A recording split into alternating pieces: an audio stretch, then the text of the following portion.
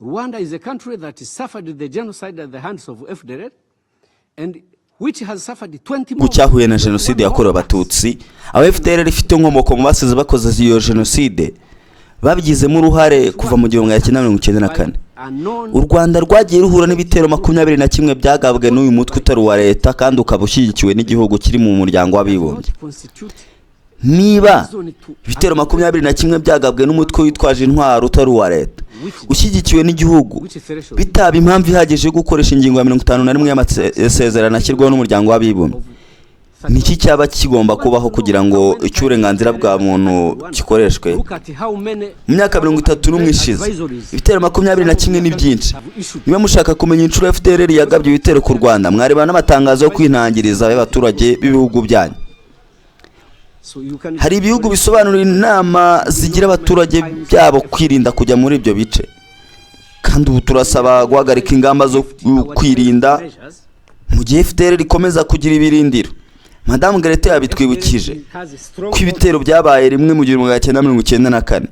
Icyo gihe twumvise inama z'amabwiriza n'amadini n'amatorero yari yahishe, maze abantu baricwa ari benshi nk'amatungo. Ibyo ntibizongera kubaho ukundi.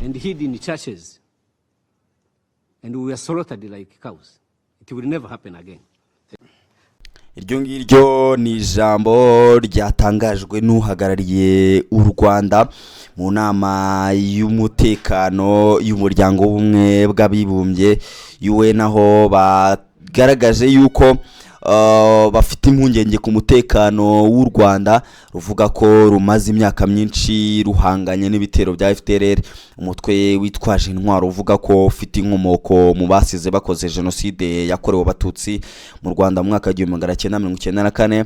Mu ijambo ryatanzwe rero uhagarariye u Rwanda yabajije ikibazo gikomeye ati niba ibitero 21 byaragabwe n'umutwe utari wa leta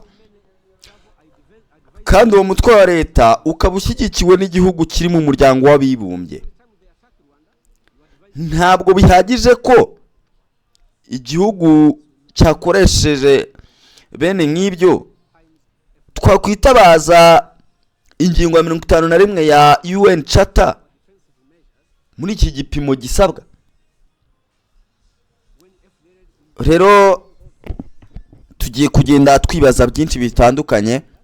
Niki cyihishe inyuma y'aya magambo aremereye cyane n'imvugo byumvikana ko yarimo n'uburakari? Ese ingingo ya 51 ya UN Charter ikoreshwa ryari?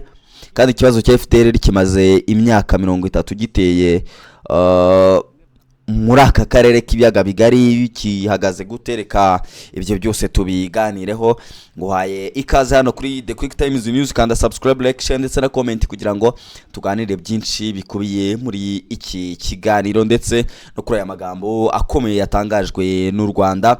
FDLR cyangwa Democratic Force for Liberation of Rwanda ni umutwe witwaje intwaro ukorera cyane cyane mu burasirazuba bwa Repubulika Iharanira Demokarasi ya Kongo. Uyu mutwe ufite inkomoko mu bantu bamwe bari bagize ingabo z'ubutegetsi bwa mbere ya jenoside yakorewe abatutsi mu mwaka wa 1994, nyuma yaho bamwe bahungiye muri Kongo.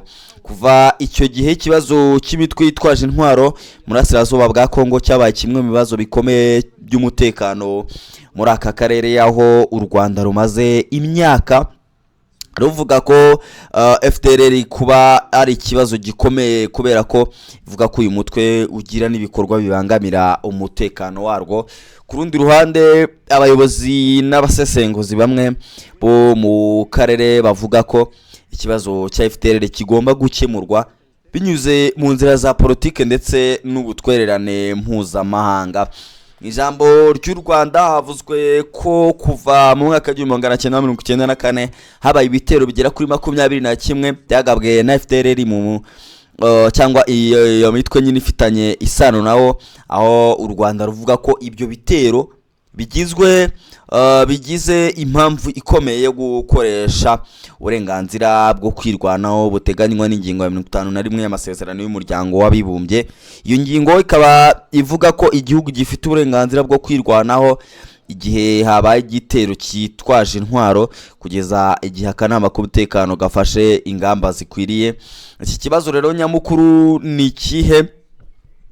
iki kibazo rero ni igitero cyitwaje intwaro mu mategeko mpuzamahanga. Si iki gitero cy'umutwe utari uwa leta gishobora gutuma igihugu gikoresha ingufu mu kwirwanaho? Ukongera ukibaza uti se ni iki kiri ngombwa kigaragara kugira ngo igihugu kigire uburenganzira bwo kwirwanaho? Si ibibazo bibaze imyaka bigirwaho impaka ku isi. Ibyo byose nibyo umuntu yakwibaza. Tugere kuri ya ngingo rero ya 51 ya UN Charter, imwe mu ngingo ikomeje kugarukwaho muri aka kanama. Ingingo ya 51 ya UN Charter ni imwe mu ngingo zikomeye mu mategeko mpuzamahanga. Hari igihugu kibaho ku isi icyo ari cyo cyose gihura n'ibibazo by'umutekano kigahabwa uburenganzira bwo kwirwanaho igihe cyatewe. Ariko ubu buryo bukoreshwa cyane iyo igihugu cyatewe nyine, ariko UN itaragira ikikora. Mu gihe UN itaragira ikikora, iyi ngingo nibwo igihugu kiba cyemerewe kuyikoresha. Ariko bakanongera bakanavuga ati ubu buryo bw'ikoreshwa bw'iyi ngingo burakigwaho. Hari abavuga ko iyi ngingo igomba gukoreshwa gusa igihe habaye igitero gikomeye kandi kizwi neza. Abandi bakavuga bati niba igihugu kidashobora kubona ubufasha buhagije bwo guhagarika ibi bitero biva mu mutwe witwaje intwaro, gishobora kugira uburenganzira bwo kwirwanaho. Ni muri uwo murongo u Rwanda rwashyizeho icyo bita ingamba z'ubwirinzi, kubera ko bavuga ko bahanganye n'umutwe w'iterabwoba wa FDLR.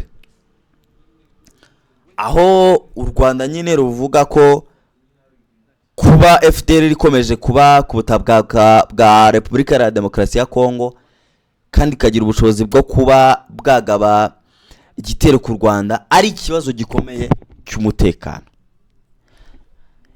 Rero impaka ku burenganzira bwo kwirwanaho buza byari cyangwa izo mpaka zimera zite, ziba zimeze zite?